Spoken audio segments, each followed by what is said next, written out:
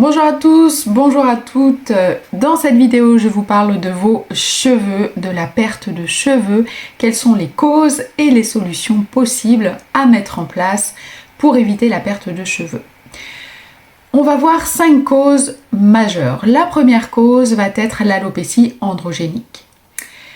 Cette alopécie androgénique va découler d'une composante hormonale et d'une prédisposition génétique. Effectivement, l'action des androgènes, cette hormone mâle et plus précisément la déhydrotestostérone, quand elle est activée de manière trop importante, eh bien, elle va accélérer la perte des cheveux. Cette alopécie androgénique, elle est également impactée par certains facteurs comme l'alimentation et des facteurs environnementaux liés au stress, à l'âge, à la pollution.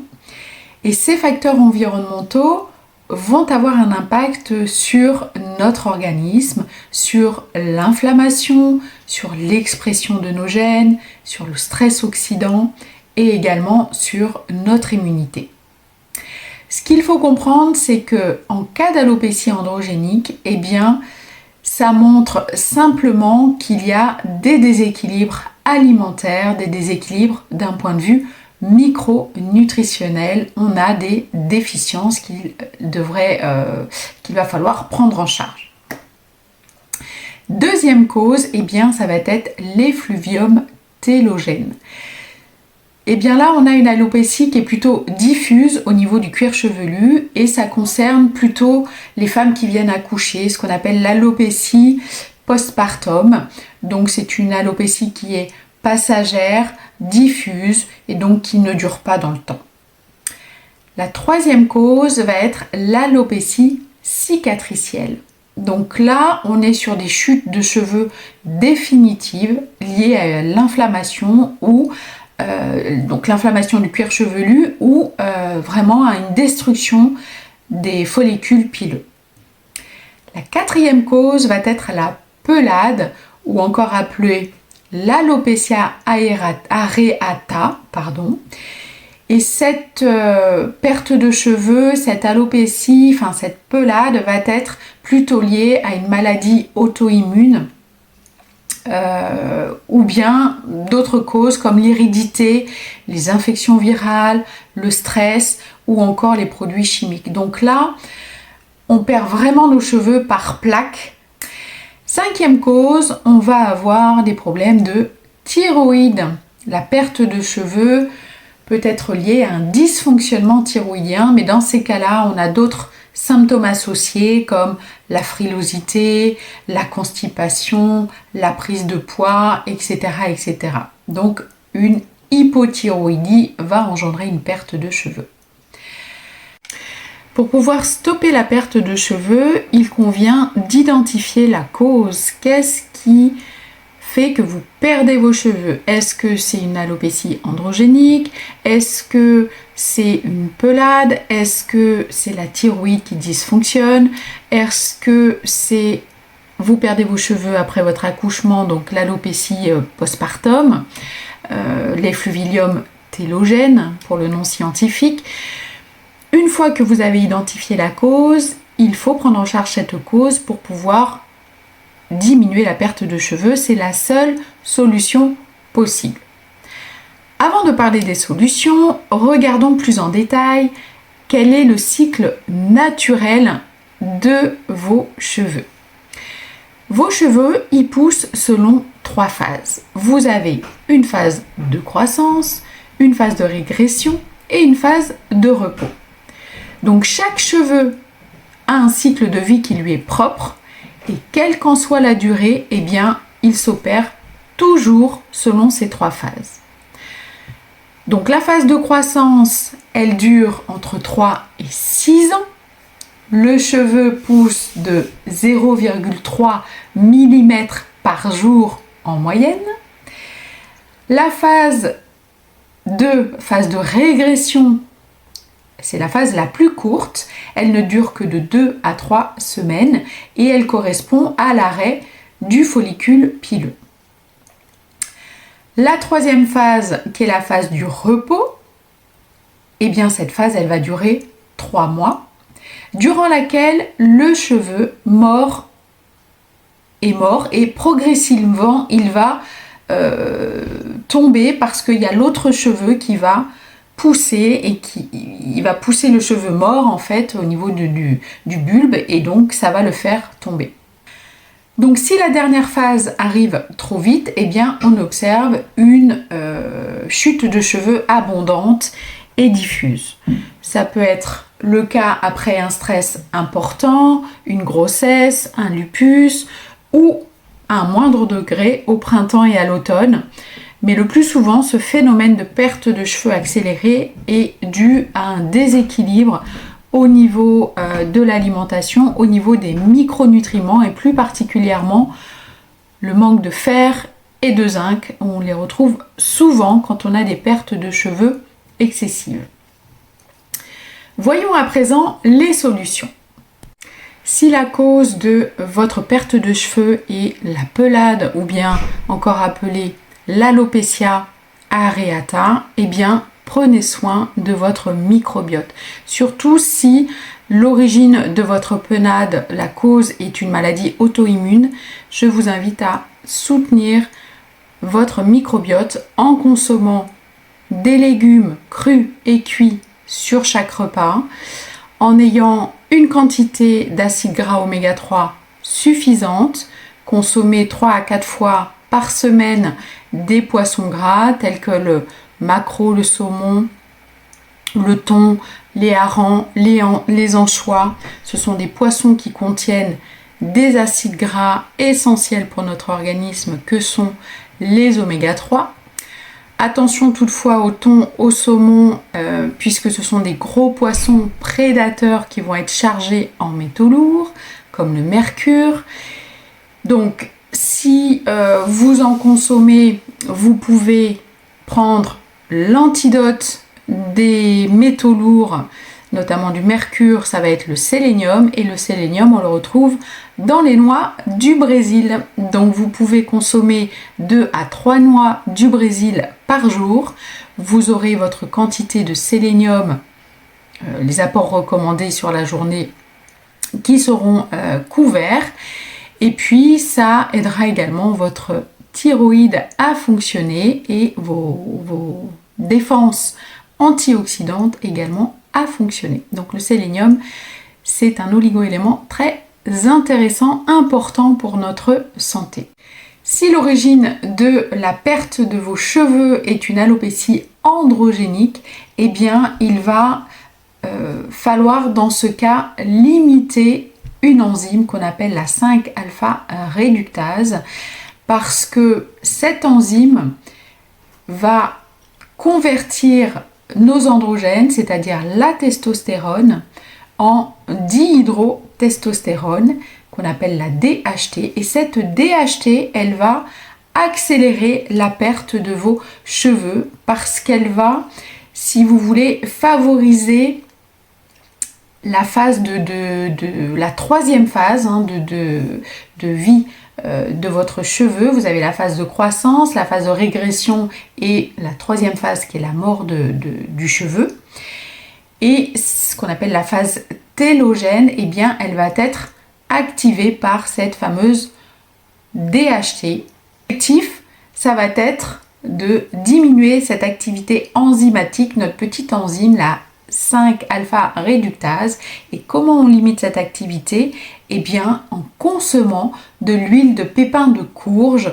Elle est vraiment intéressante, cette huile, parce que elle permet de diminuer l'activité de cette enzyme et donc de ralentir la perte des cheveux.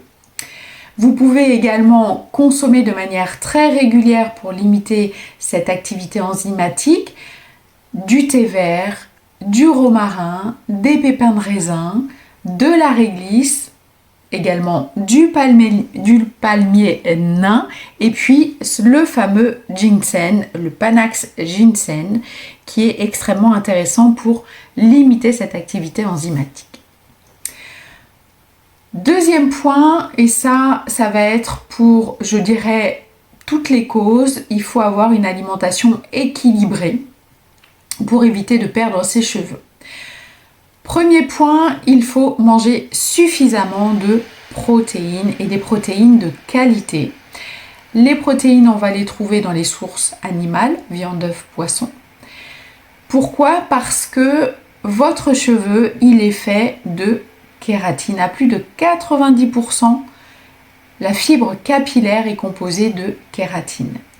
Et la kératine est une protéine riche en acides aminés, soufrés, comme l'acide aminé, la cystéine, c'est le principal acide aminé, le bloc de construction de la kératine, et sa synthèse par l'organisme s'effectue grâce à un autre acide aminé qu'on appelle la méthionine.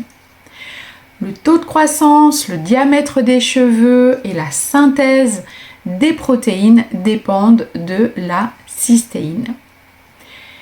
Et pour que tout ça fonctionne, il nous faut également la forme active de la vitamine B6, puisque elle favorise l'incorporation de la L-cystéine à la kératine de nos cheveux. Et enfin, il nous faut aussi de la lysine, principalement présente dans la partie de la racine des cheveux. Elle est responsable de la forme et du volume des cheveux. Donc si vous consommez peu de lysine, vous risquez d'avoir des cheveux cassants, fins et mous. C'est pourquoi il est important d'avoir suffisamment de protéines dans notre alimentation. Assez de viande, de poisson, de fromage et des jaunes d'œufs. Donc si vous consommez de la viande, essayez, et que vous l'achetez en grande surface, essayez de privilégier les volailles qui vont être avec le logo blanc bleu cœur, parce que c'est des animaux qui sont nourris avec des graines de lin, et donc vous allez retrouver les oméga 3 dans leur viande. Également pour les œufs, c'est pareil, les poules qui consomment des graines de lin, eh bien nous allons retrouver dans leur jaune d'œuf les fameux oméga 3, ces fameux acides gras essentiels pour notre organisme. Donc en pratique, combien consommer de protéines? Donc ça va dépendre un petit peu de votre activité physique, de votre stature, mais en règle générale, il faut consommer entre 0,80 g à 1 g 1 g de protéines par jour. Mangez suffisamment de protéines pour éviter de perdre vos cheveux. En pratique, ça donne quoi? Eh bien, les recommandations officielles nous disent consommer entre 10 et 20% des calories sous la forme de protéines. Viande, œufs, poisson, fromage. Ok. Ça veut dire quoi? Ça veut dire que en fonction de votre taille, de votre poids, de votre activité physique, si vous êtes sportif ou pas, eh bien la quantité de protéines va varier. Mais en moyenne, retenez entre 0,8 à 1 g de protéines par jour et par kilo de poids. Par exemple, si vous êtes une femme, vous faites 60 kg, que votre apport journalier doit être environ 1800 à 2000 calories par jour, eh bien cela représente 50 g de protéines, entre 50 et 90 g de protéines. Je vous donne quelques repères. Une part de viande ou de poisson, globalement, vont contenir 30 g de protéines, 200 g de légumineuses, légumes secs, les pois chiches, les lentilles, les haricots blancs, les haricots rouges, ça va contenir à peu près 15 g de protéines, une part de fromage, 7 g de protéines, et un œuf, 6 g de protéines. Bon, si vous avez envie d'affiner, vous pouvez vous aider d'applications qui vous permettent de calculer les apports totaux en protéines. Moi, je vous conseille d'avoir une source de protéines animales le midi et puis une source de protéines plutôt végétales le soir avec une portion de légumineuses ou une portion de soja. Le soja est très intéressant, qu'il soit fermenté, du tofu, du tempeh, du miso. Voilà, comme ça vous aurez suffisamment de protéines dans votre journée pour venir nourrir vos cheveux. Deuxième point, l'alimentation du cheveu, ne manquez pas d'acides gras, ces fameux oméga 3, qui sont extrêmement importants pour l'hydratation du cheveu, éviter leur perte, avoir des bons bulbes pileux, parce que si vous ne consommez pas suffisamment d'oméga 3, eh ben vous allez accentuer la perte des cheveux. Donc, vous consommez, je vous invite à consommer 3 à 4 fois de poisson gras par semaine. J'en ai parlé au début, donc maquereau, sardines, anchois, harengs, petits poissons gras privilégiés, ces petits poissons issus de mer froide, ou bien thon, saumon 1 à 2 fois par mois maximum. Attention aux métaux lourds qu'il contient. Manger des noix du Brésil, 2 noix du Brésil par jour, ça vous aidera à éliminer le mercure de votre organisme grâce au sélénium contenu dans les noix du Brésil. Et puis vous pouvez aussi consommer des oméga 3 d'origine végétale, c'est-à-dire on va retrouver des oméga 3 dans des huiles de colza, de lin, de cameline. Donc vous pouvez consommer moitié olive, moitié huile d'olive, moitié huile de colza, 2 à 4 cuillères à soupe d'huile végétale par jour directement dans votre assiette. On retrouve également des oméga 3 dans des graines comme les graines de chia, les graines de lin. Donc là, attention, graines de lin, il faut les moudre, les broyer, ne pas les consommer telles quelles, sinon vous risquez de ne pas absorber les oméga 3.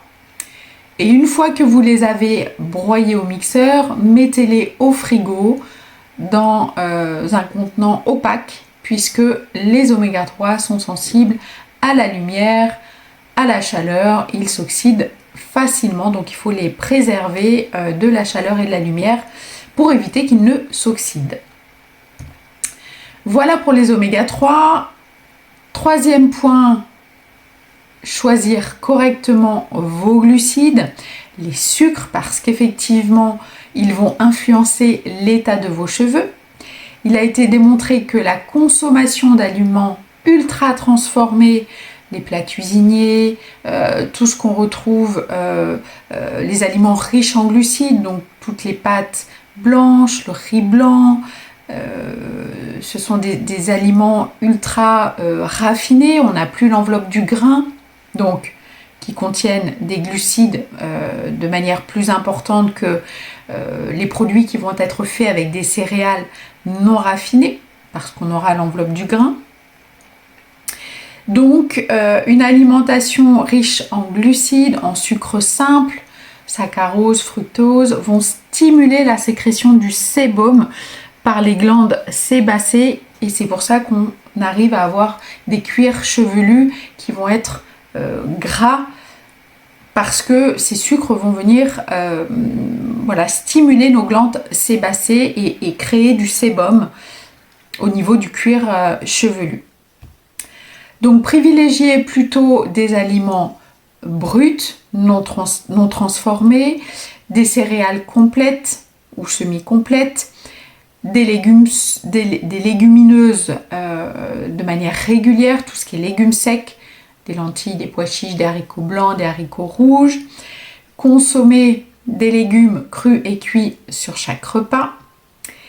Et donc évitez tous les produits ultra transformés, tous les produits de source avec des sucres simples sont vraiment à éradiquer pour permettre éviter la perte de cheveux et surtout avoir des jolis cheveux. Quatrième point, éviter les déficits en vitamines et minéraux. Il est extrêmement important d'avoir suffisamment de vitamine C dans votre alimentation. Donc consommez, là c'est la période en hiver, des oranges, des agrumes, des citrons, jus de citron, très intéressant pour faire le plein de vitamine C. Ensuite, les vitamines du groupe B sont extrêmement importantes. Elles jouent un rôle majeur.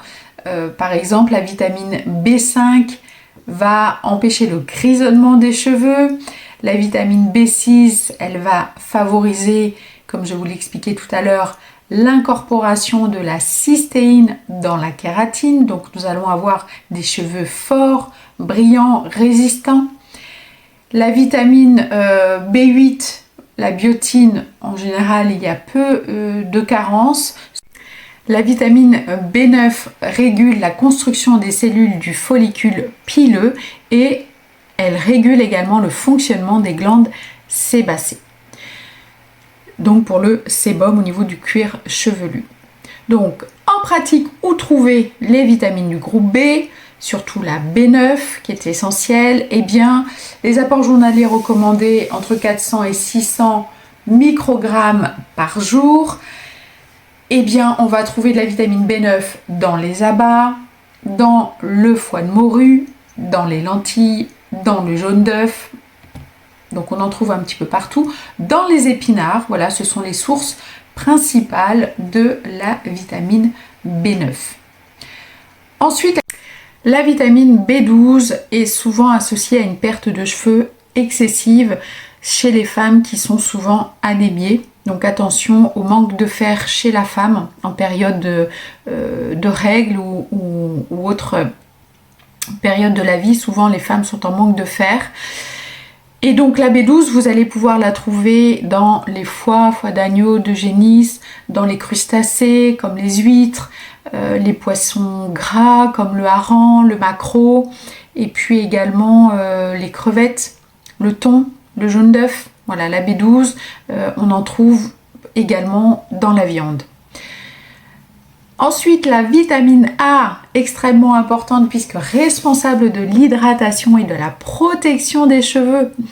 Cependant, il ne faut pas avoir trop de vitamine A non plus. Vous allez trouver la vitamine A dans les produits animaux, en particulier le foie, encore une fois. Mais vous trouvez la vitamine A dans des fruits, dans des légumes qui vont être colorés. Donc privilégiez voilà, toutes les poivrons, ils sont extrêmement intéressants parce qu'ils sont riches en vitamine C aussi, poivrons verts, le rouge, le orange, toutes les carottes. Et faites des belles assiettes colorées pour avoir suffisamment de vitamine A. Donc quand vous consommez des légumes, vous consommez ce qu'on appelle des caroténoïdes qui vont se convertir ensuite au niveau de l'organisme en provitamine A et vitamine A. Autre vitamine très importante, la vitamine D. Elle stimule la différenciation des follicules pileux. Donc la vitamine D, c'est même pas une vitamine, c'est une hormone. Donc il est extrêmement important de ne pas en manquer. L'alimentation ne nous en porte pas assez durant les périodes de l'automne, de l'hiver et du printemps. Je vous invite donc à vous supplémenter. J'avais fait et je vous renvoie vers une autre vidéo que j'avais fait sur la vitamine D pour pouvoir vous supplémenter de manière personnalisée en fonction de votre poids. Par rapport à la vitamine D, vous pouvez trouver quand même de la vitamine D dans l'huile de foie de morue. Ça c'est la championne, hein. Vous avez pour 100 grammes d'huile de foie de morue, vous avez 250 microgrammes de vitamine D, donc c'est assez important. L'espadon, le saumon, la truite, l'œuf, le foie de veau, encore une fois, les boissons de soja enrichies en vitamine D, le thon, voilà les sources principales de vitamine D, mais encore une fois, nous n'en avons pas assez en période hivernale, il vaut mieux se complémenter. Ensuite, un minéral qui est extrêmement important pour éviter la perte de cheveux, ça va être le zinc. Le zinc participe au métabolisme des glucides, des protéines et des graisses et il influence pleinement le cycle capillaire. Donc en effet, cet oligo-élément va stimuler la formation des protéines nécessaires à la construction de vos cheveux. Et une carence en zinc va limiter la croissance du cheveu et va accentuer la perte de cheveux. Un manque de zinc va aussi faire que vous allez avoir vos cheveux fins, cassants. Il est recommandé de consommer chez les hommes 11 mg par jour de zinc et chez les femmes 8 mg par jour. Ce besoin journalier augmente chez les personnes ayant un régime végétalien pour atteindre 13 mg par jour chez les hommes et 11 mg par jour chez les femmes. Pour avoir vos apports recommandés en zinc, vos apports journaliers, je vous invite à consommer régulièrement des huîtres. Il n'y en a pas toute l'année, mais quand c'est possible. Le germe de blé, le foie de veau, le bœuf braisé, les champignons shiitake séchés contiennent énormément de zinc, les graines de courge, le crabe, les langoustes, pour ceux qui peuvent, les lentilles, ça c'est un peu plus abordable, et puis le bœuf haché. Voilà, ce sont les 10 aliments principaux qui contiennent du zinc. Parmi les végétaux, nous avons également une liste non exhaustive dans laquelle vous pouvez trouver du zinc, le cerfeuil, les graines de pavot, le cardamone, le son de blé, le céleri, le cacao en poudre, et oui, là on peut se faire plaisir, et puis des aromates comme le thym, le persil, la moutarde, certaines céréales et le basilic. Voilà pour le zinc. Pour le fer, c'est aussi extrêmement important. La carence en fer est associée à la chute de cheveux, en particulier les fluviums télogènes, la fameuse perte de cheveux diffuse après l'accouchement. Le fer, en tant que composant de l'hémoglobine, fournit de l'énergie aux cellules soumises à la division et à la différenciation cellulaire, ce qui entraîne la production de cheveux. Il influence les enzymes qui sont responsables de la formation et de la croissance des cheveux. Son utilisation est influencée par la présence d'un acide aminé qu'on appelle la L-lysine dans l'alimentation. Le fer en pratique au quotidien, consommer de la viande rouge, de la volaille, du poisson de manière régulière, ça va vous procurer un fer qui va être hautement assimilable, hautement disponible pour l'organisme.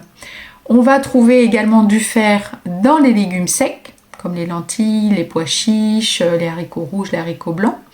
Mais pour pouvoir assimiler de manière plus importante ce fameux fer qu'on appelle le fer non héminique contenu dans les végétaux, je vous conseille de rajouter de la vitamine C dans vos repas, soit un jus de citron dans votre verre d'eau quand vous consommez des légumineuses, ou une orange à la fin de votre repas. Cela va permettre d'assimiler plus facilement au niveau de l'organisme ce fer non héminique. Autre minéral très important, le cuivre. Le cuivre, il va contribuer au renforcement des cheveux en influençant sa croissance et sa structure capillaire. Donc une carence en cuivre va réduire la force et l'élasticité de vos cheveux, ce qui se traduit par des cheveux cassants, faibles, bouclés, avec une tendance à grisonner. Donc, les références journalières de la population, combien on a besoin de cuivre par jour. Pour les hommes, c'est 1,3 mg. Pour les femmes, c'est 1 mg. Pour les adultes, bien évidemment. Et en pratique, nous allons retrouver le cuivre dans encore les abats, le foie de veau, d'agneau, dans les calamars, dans les crabes, les produits de la mer, les crustacés essentiellement, le chocolat noir, les graines de lin et le sarrasin. Voilà, ce sont les aliments qui contiennent le plus de cuivre. Autre minéral pour éviter de perdre ses cheveux, le sélénium. On en a parlé tout à l'heure. Le sélénium est extrêmement important pour éviter la perte des cheveux. En pratique, consommer 2 noix du Brésil par jour.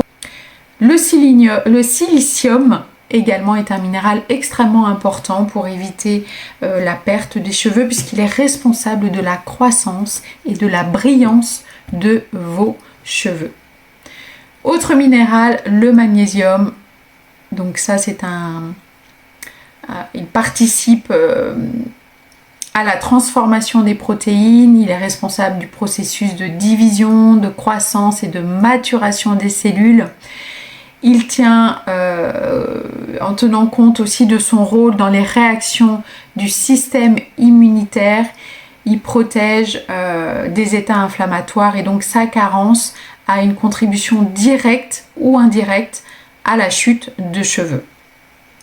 Donc les références nutritionnelles sont de 380 mg par jour pour les hommes adultes et 300 mg par jour pour les femmes. Et on remarque qu'il y a une personne sur 5 qui manque de magnésium. Donc effectivement, l'alimentation n'en apporte pas assez. On va trouver principalement du magnésium dans les légumes verts, les fruits, les oléagineux, tout ce qui est graines, les amandes, les noisettes, les noix de cajou, les pistaches, les légumes secs, les lentilles, les pois chiches, etc., les céréales complètes, le chocolat. Et puis certaines eaux minérales vont être riches en magnésium. En pratique, essayez d'avoir une alimentation variée, mais je vous invite quand même à vous supplémenter en magnésium parce que l'alimentation n'apporte pas suffisamment de magnésium compte tenu de nos modes de vie aujourd'hui qui sont assez stressantes. Donc si vous choisissez un magnésium, prenez un magnésium qui va être assimilable par l'organisme, c'est-à-dire qui va rentrer dans la cellule, soit un bisglycinate de magnésium, un glycérophosphate ou encore un citrate de magnésium. Ça va être assimilé à hauteur de 80% par votre organisme. Autre minéral important, le calcium. Effectivement, le calcium dans les cheveux est 200 fois supérieur à la concentration de calcium dans le sang. Donc, c'est un minéral vraiment important. En pratique, nous avons besoin, les références nutritionnelles pour la population, donc par jour, sont entre 900 et 1000 mg pour les adultes. Et l'Organisation mondiale de la santé préconise plutôt un apport autour de 700 mg par jour. Donc on va trouver le calcium dans certaines eaux minérales comme l'Épar, Courmayeur, Contrex, Saint-Antonin ou encore Quézac. On trouve également le calcium dans les oléagineux, des amandes, des graines de soja, des noix du Brésil, des graines de sésame.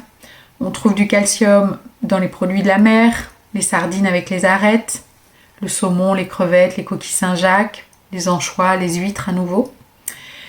Les légumes secs contiennent également du calcium, les haricots blancs, les haricots mango, les lupins également, les fèves, les pois chiches. Les légumes à feuilles vertes, les poireaux, choux frisés, épinards, roquettes, cressons contiennent du calcium. Les produits laitiers, forcément, mais privilégiez plutôt les yaourts au lait de vache, brebis, les yaourts au lait fermenté. Et on trouve également du calcium dans les fromages, privilégiez plutôt les parmesans, gruyère, emmental, comté.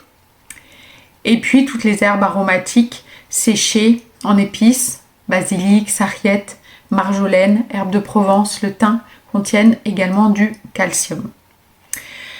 Le calcium végétal est généralement aussi bien, voire mieux absorbé que le calcium laitier. Le calcium de l'eau est tout à fait disponible. Une eau peut être un bon moyen de réaliser une supplémentation en calcium. De manière générale, la fraction de calcium dans l'alimentation absorbée lorsqu'on mange un aliment est comprise entre 30 et 40% de sa teneur en calcium. Voilà pour l'alimentation du cheveu. Donc en synthèse, l'alimentation pour les cheveux, je consomme une portion de protéines animales et végétales par jour. Donc le midi, viande, œuf ou poisson. Le soir, plutôt la source d'origine végétale. Je consomme des légumes crus et cuits sur chaque repas, de préférence des légumes colorés. Je consomme des épices et des aromates chaque jour. J'ai du bon gras dans mon alimentation, entre les petits poissons de mer froide et les sources végétales que je consomme chaque jour, huile de colza, huile d'olive, 2 à 4 cuillères à soupe par jour directement dans l'assiette. Je consomme des aliments à index glycémique bas et puis des poissons et crustacés régulièrement. C'est un peu le régime méditerranéen qu'il faudrait consommer de manière très régulière pour bénéficier de toutes ces vitamines, ces minéraux dont notre cheveu a besoin pour pousser et être joli, résistant, brillant. Voilà pour cette vidéo, j'espère qu'elle vous aura apporté des informations suffisantes pour avoir de beaux cheveux. Portez-vous bien.